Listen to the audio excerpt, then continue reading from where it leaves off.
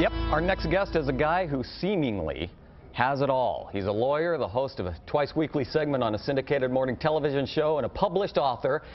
And his brother, you might know him, he owns the Dallas Mavericks, a billionaire businessman. But take a closer look at Brian Cuban, and the mirror definitely has two faces. In his book, Shattered Image, Brian talks about his battles and triumphs over addiction, eating disorders, and body dysmorphic disorder. Thanks for joining us this morning, Brian. I've just received this a couple of days ago. I'm only about 100 pages in. Okay.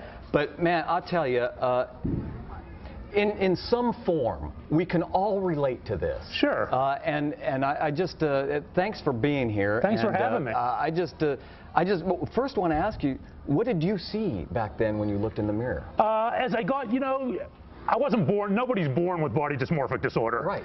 As I started to feel badly about myself, and as bullying, and there was some fat shaming and bullying in school, as I got heavier, I started to see this distorted image in the mirror, and this just fat kind of monster that I had to change if I wanted to be accepted by the other kids. And this comes, one of the references I read was, and we can all relate to this, I'm telling you. It was a Sadie Hawkins dance, and I think you were 12 or something like that. You saw a girl walking over to you, you thought, I'm going to get asked to the dance, and what she really said was, I think it's weird that you hold hands with your brother when you walk home from school. I remember it like it was yesterday. Don't we all remember those things? Yes, and we all respond differently to those things. Right. Not everyone responds the same. Some kids may say, yeah, whatever. Some kids like me, I was shy, withdrawn, and I was already feeling badly about myself. It was very traumatic to me, and I remember it like it was yesterday. Yeah, right. You battled eating disorder, binging, purging, things we just didn't associate years ago with men. I mean, we thought about women, but not men. And the sad thing is, people still don't associate it with men. Up to 20% of all males, up to 20% of those who suffer eating disorders are male. It is a it's a male disorder, just like a female disorder, but there's so much stigma, and males feel so much shame they don't come forward. Yeah, and you felt some power when you were doing that, right? Absolutely. Yeah. When I realized that I could take control of my body with either starving myself, binging, and purging, it was the most empowering feeling I'd ever had. Not only those issues, but you also battled drug addiction. Where do you trace all of the self-abuse to? Body dysmorphic disorder. Body dysmorphic disorder is not, people confuse it with eating disorders, but in fact, only 30% of those who have body dysmorphic disorder suffer eating disorders.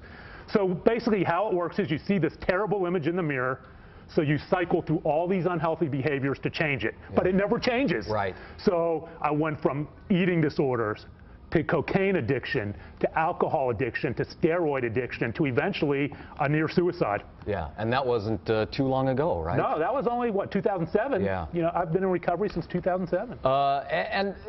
So all of the body dysmorphic images and so forth, that's all traced back to childhood? Yes, yes, it's all traced back to childhood, fat shaming, and bullying, in my opinion. So when did you move to Dallas, and why? I moved to Dallas in 1986. I had finished law school, and I wanted so badly to get out. I felt very isolated. I really never wanted to be a lawyer. I went to avoid having to deal with my self-image. Right. I really did. It had nothing to do with wanting to be a lawyer. Right. So when I finished law school, I had no friends. I was feeling isolated. I came where my brothers were. Mark and my younger brother Jeff already lived here. Right. I wanted to go to the safe environment that my father has always stressed. Never abandon your brothers. Brothers, stay close. My father was very close with his two brothers. My father was also the middle child, and he just stressed all his life. Brothers, people come and go. Brothers have to stay tight, and we have. Right, and I want to end this. I wish we had more time, and maybe we will in the future, because this is just fascinating, and like I said, we could all relate it in some form to each of us. But you triumphed over this. When you look in the mirror today, what do you see? Sometimes I still see the same image, but I process the thoughts differently. I know that is not me. I know that is a false thought. I replace it with positive thoughts. Yeah. And just to finish, I think, the message I'd want to give, especially to parents, is you got to be careful what you say to your kids. Because we're all different. Some kids may be able to slough it off. Yeah. Some kids like me, it may affect them deeply. Every child is different. Brian, fascinating. His book is called Shattered Image, and he will be hosting a book signing on Thursday, August 8th, at the Barnes & Noble bookstore at Preston and Royal in Dallas at 7 o'clock. That is going to be terrific. Shattered Image is available at barnesandnoble.com and amazon.com. There you go.